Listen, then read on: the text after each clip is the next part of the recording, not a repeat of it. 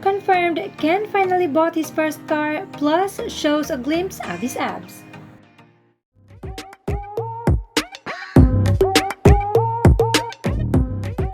Remember Ken's pictures with the red Mustang behind him and his IG story of Justin in front of the red car?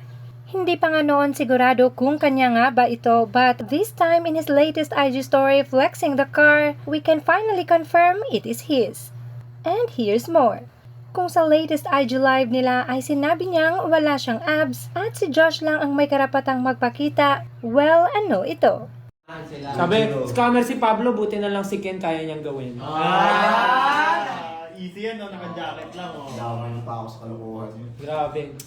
Ay, si Pablo ang ating pinagpupulutan dito. Pagod na kami kakahintay, Pablo. Abs na lang ni Ken. Wala akong abs, sorry guys. Wala akong abs, sorry guys. So here is Ken flexing the two fruits of his hard work, his red Mustang and his abs.